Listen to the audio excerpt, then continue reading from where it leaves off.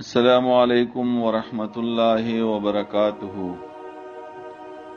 اولسمه سپرا سورۃ یونس آیت نمبر دا یو نوی آیت نمبر 91.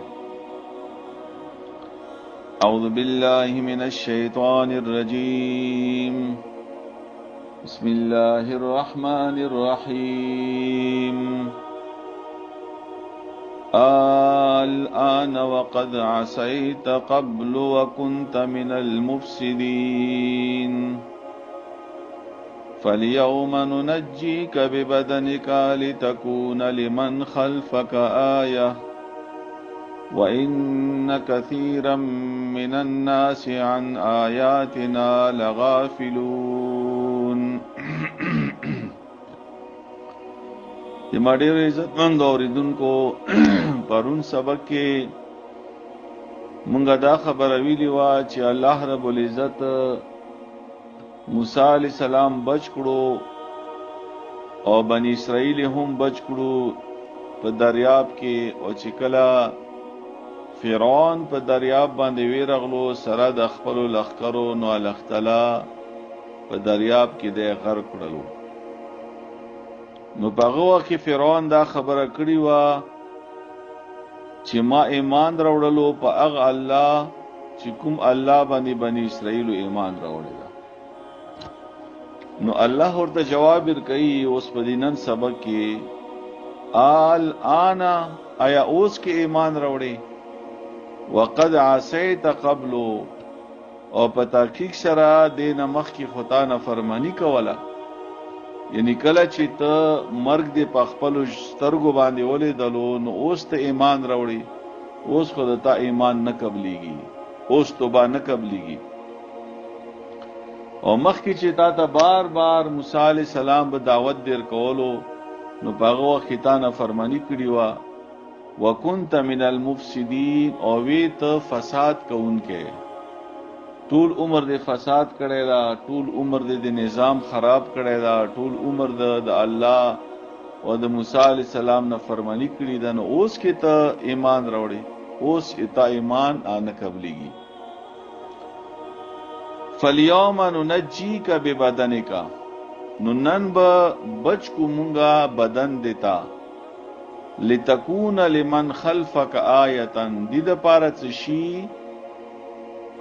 اغا بدن دیتا رستو خلقو دا پارا یو نخه دا عبرت، چې دا وګوره دا اغا انسان دا چې دی د خدایی دعوا کړی و، دا اغا انسان دا چې دی تکبر کړی و، دا اغا انسان دا چې دی و موسی علیہ السلام معجزو ته به جادو نسبت کولو، دا اغا انسان دا چې دی به بنی اسرائیل باندې ظلم کولو، پزمکه فساد کولو.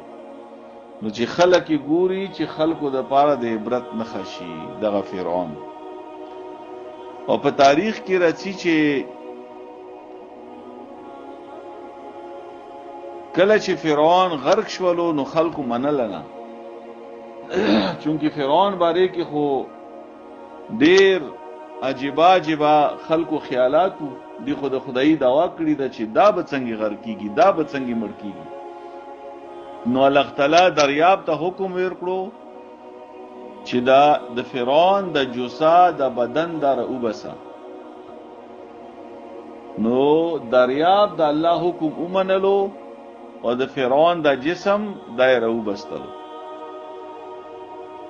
او راځي چې نن هم د فرعون دغه جسم دغه لاش دا په مصر په عجایبګر کې پروت ده. اوس دې باندې الله خبر ده، خو به هر حال الله رب العزت په قرآن کې دا و فرمایلو چې مونږه بچ کوو دې تا بدن، دې دپاره څه شی ته وروستو خلکو دپاره یوه نښه د عبرت، چې خلک بیا تا په شان د کار ونه کي، تکبر ونه کي، خلک ظلم ونه کی، فساد ونه کی، نافرمانی ونه کی. وَإِنَّ كَثِيرًا،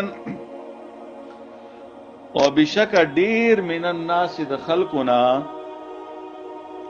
عن آیاتنا لغافلون، دی مونږه آیاتونو نه خامخا بے پروا دي.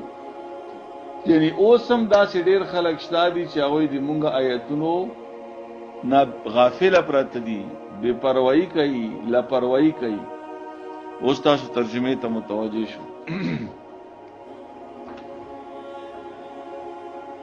الان آیا اوس کې وقد عصیتا او پتاکیک سرا نفرمانی کولتا قبل مخکر دینا وکنت اویت من المفسدین د فساد کون کنا فالیوم بسنن ورز ننجی کا مونگا بچکو تالرا ببدن کا بدن دیتا لتکونا دی د پاره شیت لمن اغچا د پاره خلفکا چې رستو تا ندی آیتن یو نخد عبرت وان کثیرا من الناس وبشک ډیر د خلقنا عن آیاتنا دی مونږه آیتونو نا یا دی مونږه نخونا لغافلون